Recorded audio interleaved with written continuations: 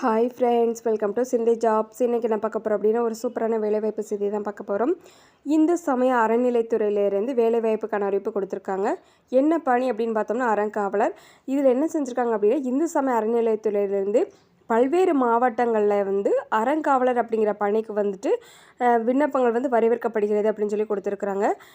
இந்த பணிக்கு பொறுத்தளவு எந்த ஒரு எக்ஸாமும் எழுத வேண்டாம், எந்த ஒரு ஃபீஸும் கட்ட தேவையில்லைன்னு சொல்லி கொடுத்துருக்குறாங்க. அப்ளை பண்ணுறதுக்கான லாஸ்ட் டேட் பார்த்தோம்னா 15/7/2024 கொடுத்துருக்குறாங்க. ஃபுல் டீட்டெயில்ஸ் இதில் கொடுத்துருக்குறேன். வீடியோ ஸ்கிப் பண்ணாமல் பாருங்கள். நம்ம சேனலை சப்ஸ்கிரைப் பண்ணி வச்சுக்கோங்க. ஆல் அப்படிங்கிற பட்டனை கிளிக் பண்ணிக்கோங்க. அப்போ தான் நம்மளோட வீடியோஸ் உங்களுக்கு உடனே ரீச் ஆகும். நம்ம சேனல்லேருந்து நிறைய நியூ ஜாப்க்கான அப்டேட் பார்த்துக்கிட்டு இருக்கோம். அதையும் செக் பண்ணி பாருங்கள். மேபி உங்களுக்கு யூஸ் ஆகலாம். தமிழ்நாடு அரசு இந்து சமய அறநிலைத்துறை அறங்காவலர் நியமன அறிவிப்புன்னு சொல்லி மென்ஷன் பண்ணியிருக்கிறாங்க. இது எங்கே உள்ளது அப்படின்னு பார்த்தோம்னா சென்னை மாவட்டத்துக்கான ஒரு வேலைவாய்ப்பு அறிவிப்பாக கொடுத்துருக்குறாங்க.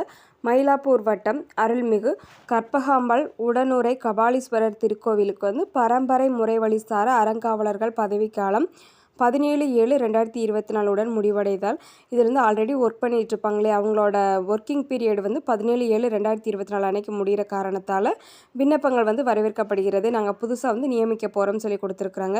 4 அறங்காவலர்கள் தவிர ஒரு அறங்காவலர் தேர்வு செய்ய அசல் மனு எண் இது நம்பர் கொடுத்துருக்காங்க. இந்த நிர்வாக திட்டம் மற்றும் சென்னை உயர்நீதிமன்ற அந்த உத்தரவின்படி என்ன செஞ்சுருக்காங்க அப்படின்னா மயிலாப்பூர் பூவிருந்தவள்ளி உயர் துளுவ மேலாளர் மரபினர் சங்கம் குறைந்தபட்சம் 6 நபர்களை தேர்வு செய்து பட்டியலை அனுப்ப வேண்டும் எனவும் அவர்களில் ஒருவரை அரசால் அறங்காவலர் நியமனம் தெரிவு செய்யப்படும் என்ற அடிப்படையிலும் விண்ணப்பங்கள் வரவேற்கப்படுகிறதுன்னு சொல்லி மென்ஷன் பண்ணியிருக்காங்க. நீங்கள் எந்த ஒரு ஜாப்க்கு அப்ளை பண்ணுறதா இருந்தாலும் ஃபுல் டீட்டெயில்ஸை ரீட் பண்ணி பார்த்துட்டு அதுக்கப்புறம் அப்ளை பண்ணுங்கள். விண்ணப்பங்கள் உரிய படிவத்தில் பூர்த்தி செய்து கீழ்கண்ட முகவரிக்கு, அதாவது நம்ம நேரிலையும் கொண்டு போய் கொடுக்கலாம், அப்படி இல்லைன்னா அஞ்சல் மூலமாக அனுப்பி வைக்கலாம்னு சொல்லி கொடுத்துருக்குறாங்க.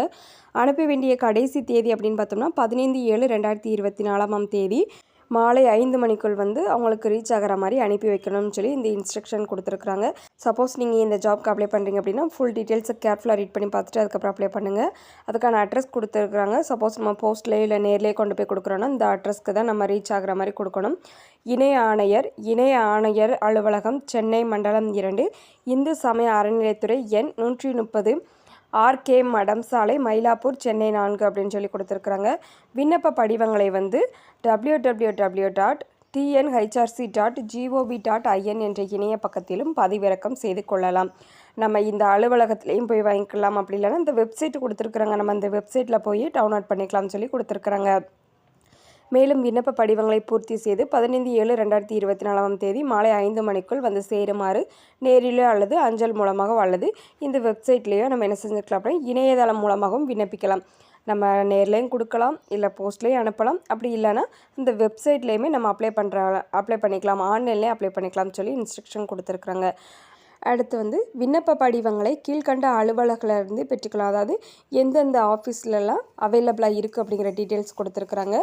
இணை ஆணையர் அலுவலகம், சென்னை மண்டலம் 2, இந்து சமய அறநிலையத்துறை, மயிலாப்பூர், சென்னை 4 கொடுத்துருக்குறாங்க. அடுத்து 2வது உதவி ஆணையர் அலுவலகம், இந்து சமய அறநிலையத்துறை, EVK சம்பத் மாளிகை, 9வது தளம், கல்லூரி சாலை, சென்னை 6ன்னு கொடுத்துருக்குறாங்க. அடுத்து 3வது பார்த்தோம்னா ஆய்வாளர் அலுவலகம், இந்து சமய அறநிலையத்துறை, மயிலாப்பூர் வட்டம் சொல்லி கொடுத்துருக்குறாங்க. அடுத்து 4வது அருள்மிகு கற்பகாம்பாள் உடனுறை கபாலீஸ்வரர் திருக்கோவில், மயிலாப்பூர் 4ன்னு கொடுத்துருக்குறாங்க. அடுத்து 2வது இன்ஸ்ட்ரக்ஷன் பார்த்தோம்னா பரம்பரை அல்லாத அறங்காவலர்கள் நியமனத்திற்கு விண்ணப்பிப்பதற்கு உரிய தகுதி மற்றும் தகவன்மை குறித்த இணை ஆணையர், உதவி ஆணையர், ஆய்வர் அலுவலகங்களில் விவரம் அறிந்து கொள்ளலாம் அப்படின்னு சொல்லி மென்ஷன் பண்ணியிருக்கிறாங்க. உங்களுக்கு எதுவும் என்ன குவாலிஃபிகேஷன் அப்படிங்கிற டீட்டெயில்ஸ் தெரியல அப்படின்னா இதில் கொடுத்துருக்குற ஆஃபீஸில் போய் நீங்கள் என்ன செஞ்சுக்கலாம் அப்படின்னா ஃபுல் டீட்டெயில்ஸ் கேதர் பண்ணிக்கலாம். அதே மாதிரி செலெக்ஷன் ப்ராசஸ் எப்படி இருக்கும் அப்படிங்கிற டீட்டெயில்ஸுமே நீங்கள் அவங்கள்ட்ட கேட்டு தெரிஞ்சுக்கலாம். இப்போ ஃபுல் வீடியோ பார்த்துட்டோம் நோட்டிஃபிகேஷனில் இருந்து. எதுவும் டவுட் இருந்துச்சுன்னா கமெண்ட் பாக்ஸில் கமெண்ட் பண்ணுங்கள்.